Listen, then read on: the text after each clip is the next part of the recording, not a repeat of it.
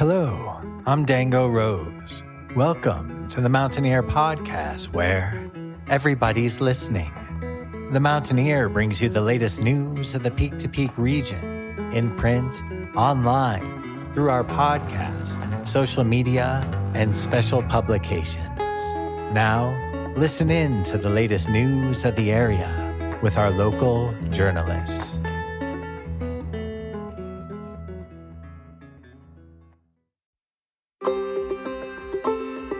Hello, I'm Dango Rose, and this is the Mountaineer Podcast, where everybody's listening. And I'm Cynthia Davis. In this week's episode, we start by speaking with Marci Lucadom. She tells us about a new class she offers singles looking for love online and how to make the most of it. We hear this week's music mentions from Jamie Lammers, and special correspondent Marianne Rosen will share a story about the myths and origins of Valentine's Day. And for our final segment, Dango interviews Otis Lande and Heather Taylor Lande. We hear how they fell in love in a kiddie pool pudding and how that love grows stronger every day. But first, some news from your neighborhood.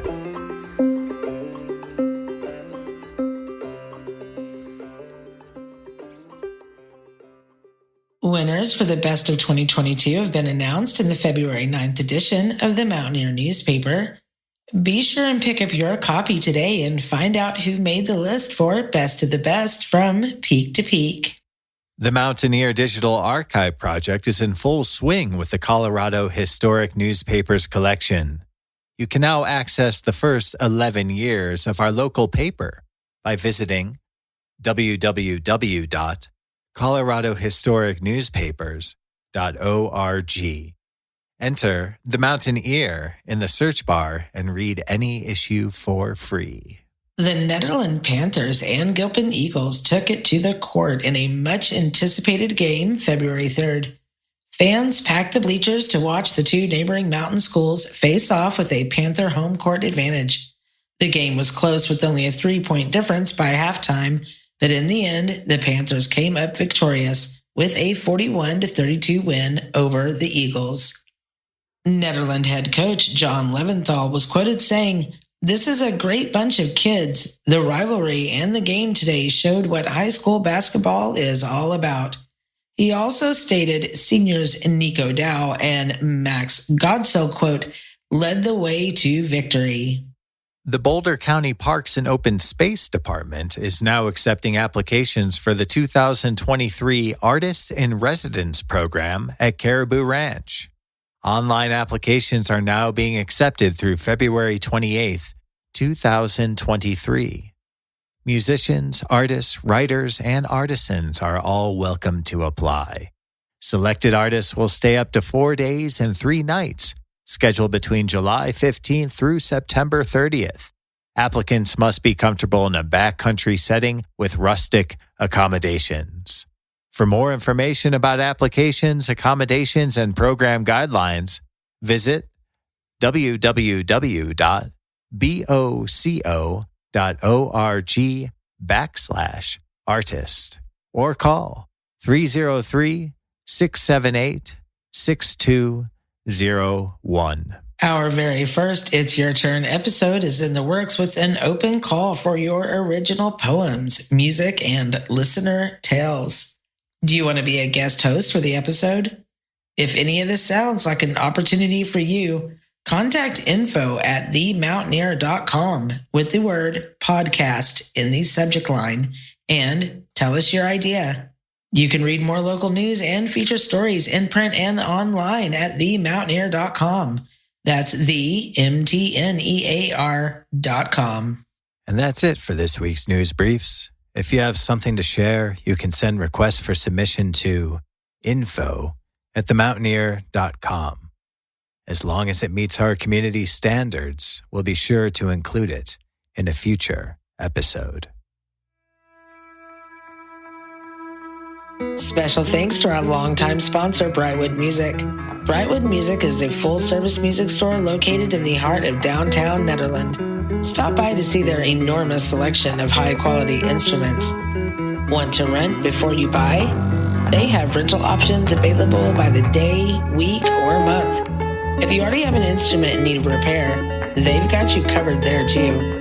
Find Brightwood Music on Facebook or check out their ad in the Mountaineer newspaper for current hours of operation and location.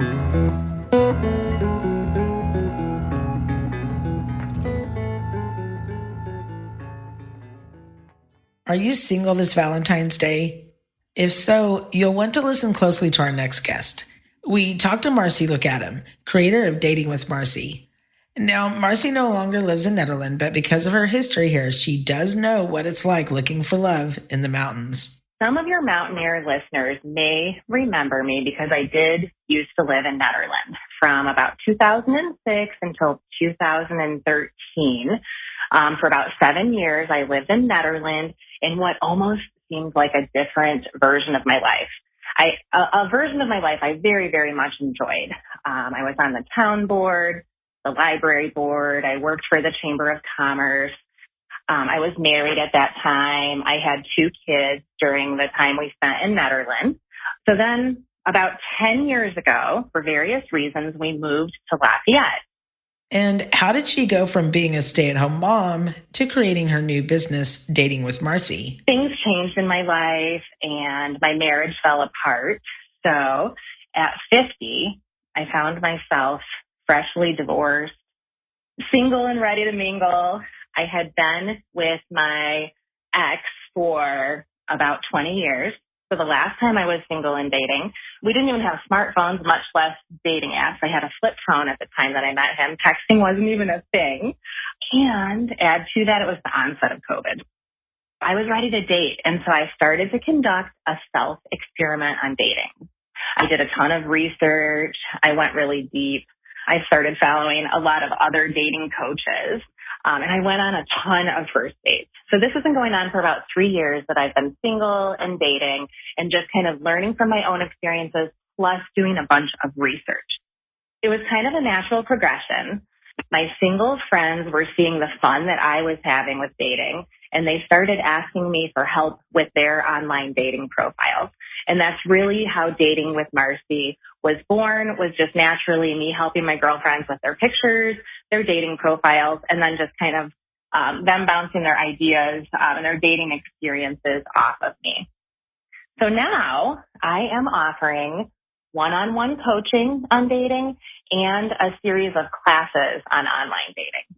So, Marci, tell us how someone newly single and ready to mingle would benefit from her class. So my classes are designed both for people with no experience with online dating and then those people who have had some experiences with online dating but are not meeting their dating goal or are discouraged. There's some specific techniques that I've learned along the way to ensure that people have fun while they're dating. One of the things I teach everyone that I work with is to be real selective, to you're going to cast your net with your dating profile, and then you get real selective about who you go out on your first dates with. At Dating with Marci, I offer so much more than just help with your dating profile. So in one-on-one coaching, I would want to explore with someone who's had some bad experiences. What went on in your past relationships? Are you carrying forward any baggage from them? Do you know your attachment style, your love language? So I would want to understand more about where they're coming from, where they are currently, and then work with them on establishing what their relationship goal is, and then work with them to create a plan for how to get from where they are today to where they would like to be. And do you have any words of encouragement for anyone looking for love while living in the mountains? So when I lived in Netherlands, which is a really small community, I was not single at that time.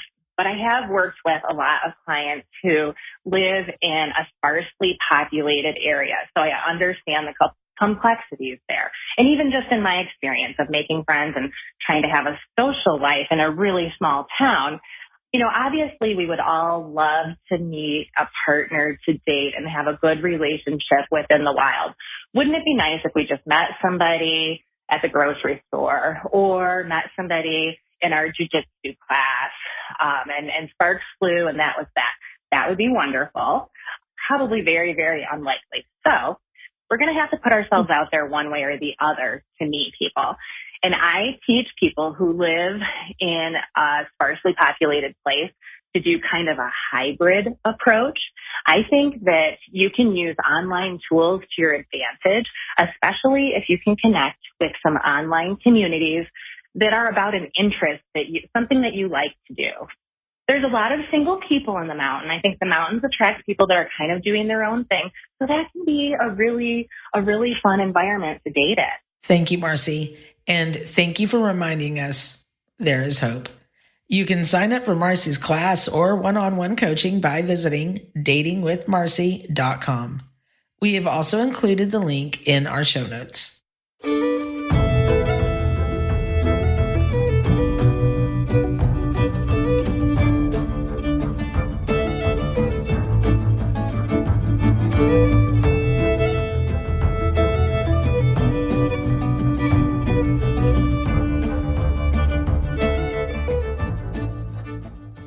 Now we go to correspondent Jamie Lammers, who will be delivering this week's Music Mentions. And now, for this week's Music Mentions.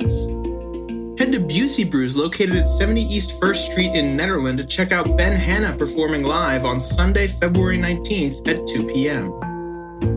Head to Canyon Tavern, located at 32138 Highway 72 on Coal Creek Canyon, to see Mark Cuban performing live on Friday, February 17th at 6 p.m. and Derek Hall performing live on Saturday, February 18th at 6 p.m.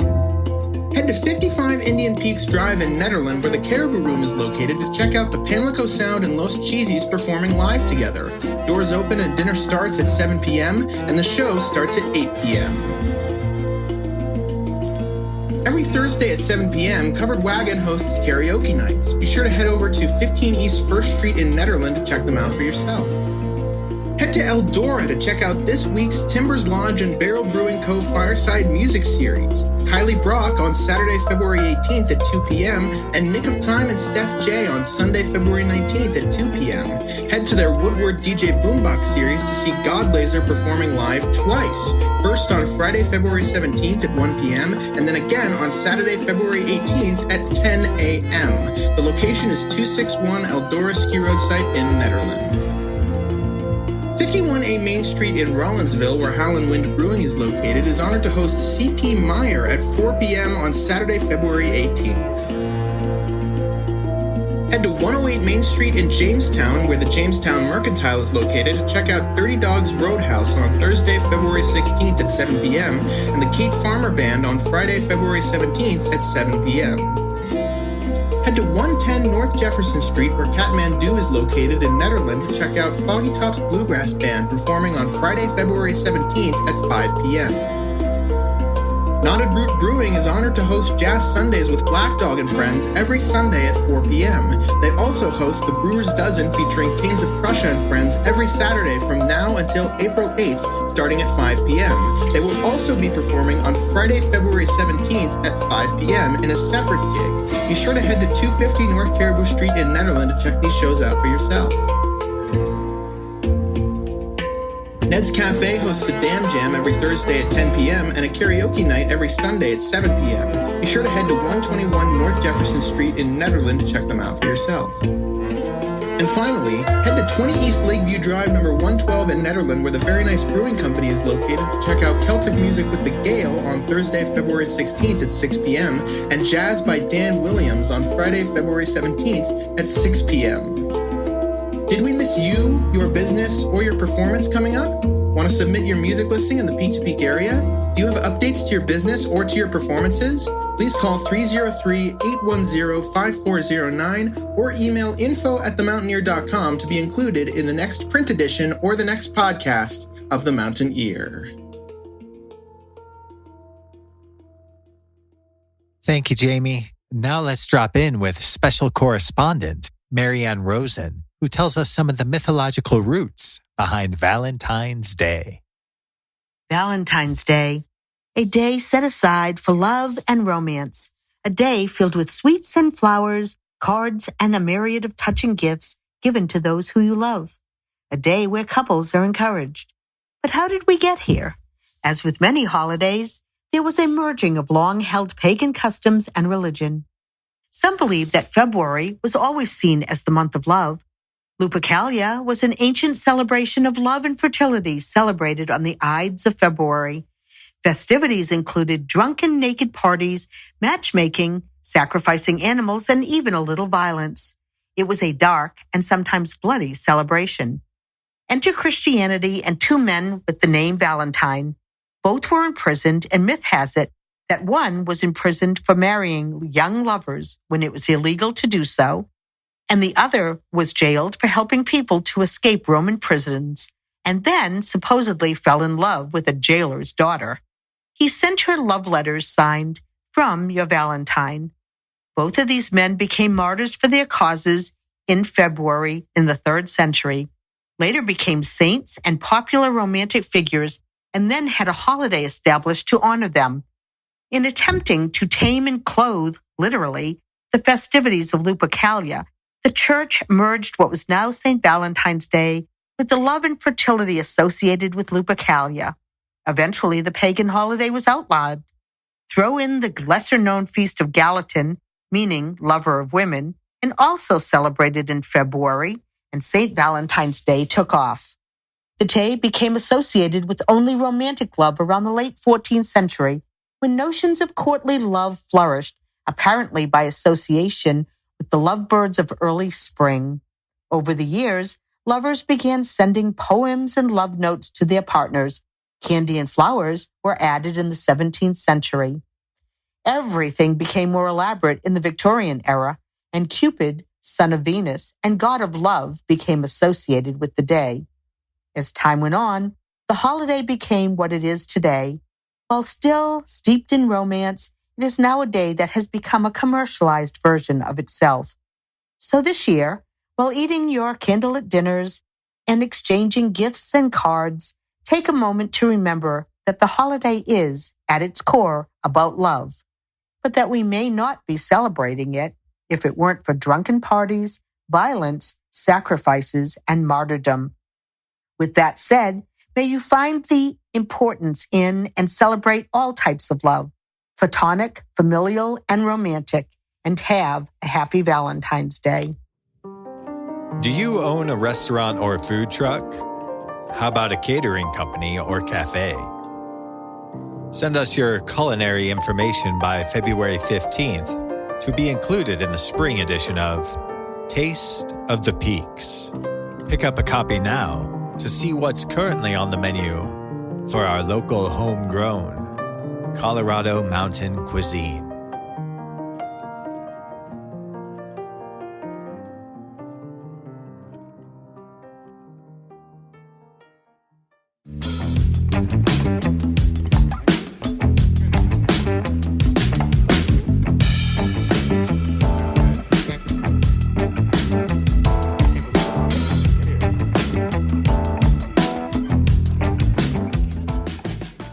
And that was Euphorchestra playing their funky tune, Muck.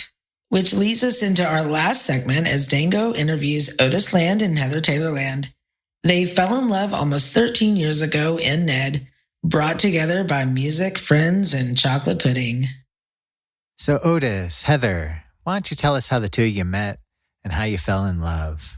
So Heather was totally covered in chocolate pudding. She was the judge of the pudding dancing contest, which I don't think has ever happened since.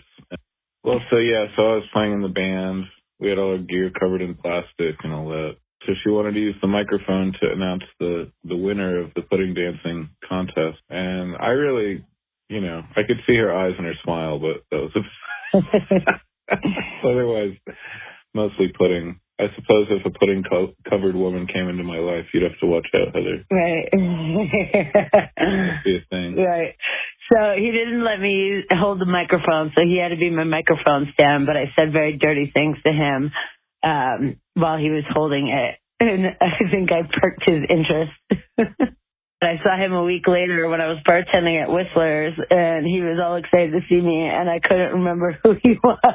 And then he called me out, and then I had to stalk him, and then, the rest is history.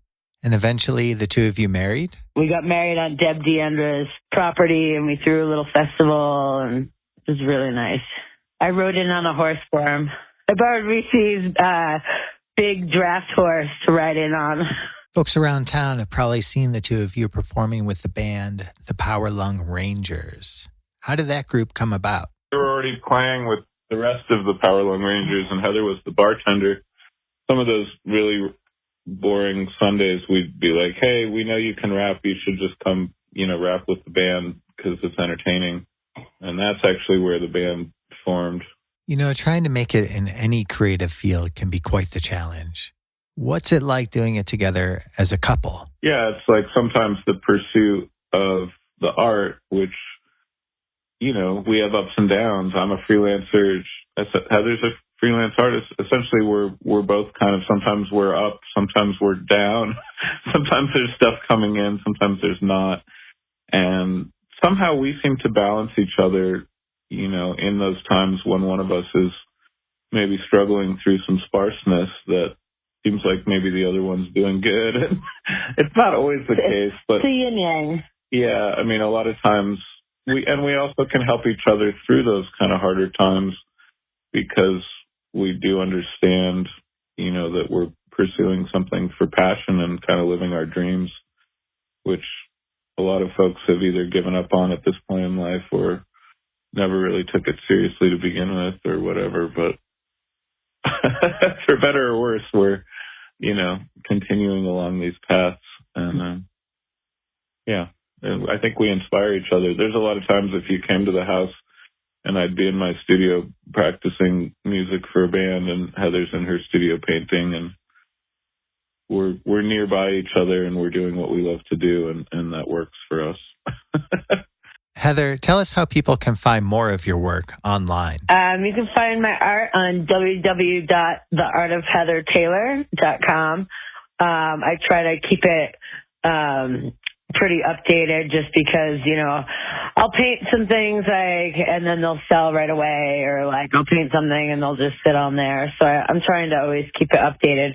But you can also check me out as Glitter Slap Fight on Instagram or Art of Heather Taylor on Facebook. TikTok, I'm also Glitter Slap Fight. If you want to see any process videos, that's usually where I dump all my process videos. And Otis, do you have any other upcoming gigs on the calendar? I've joined a new band for me that's been around the area called Atomga, Atomga.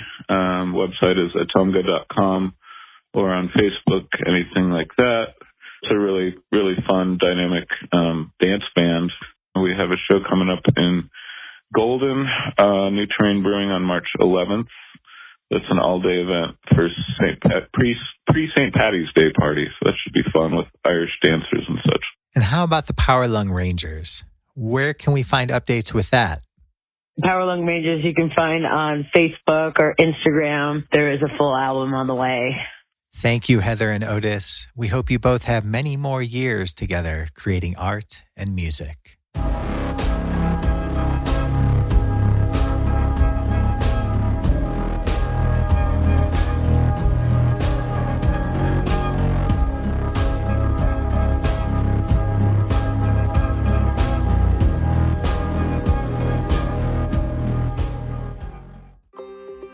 That concludes this week's episode of the Mountain Air Podcast, where everybody's listening.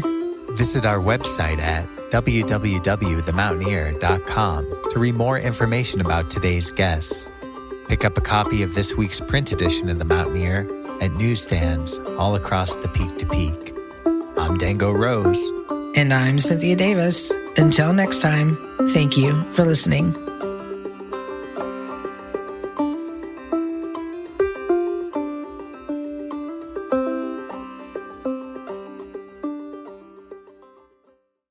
Up here in the mountains, things are weird. And that's it for our show. Subscribe online to get more access to more news, weekly updates to our community calendar, and a link to our YouTube channel by visiting themountaineer.com. Be sure to use the coupon code PODCAST when subscribing for a 10% discount, only available to our listeners. If you are in the local Peak to Peak area, be sure to pick up a print edition of The Mountaineer at a local business. I'm Dango Rose. Thank you for listening.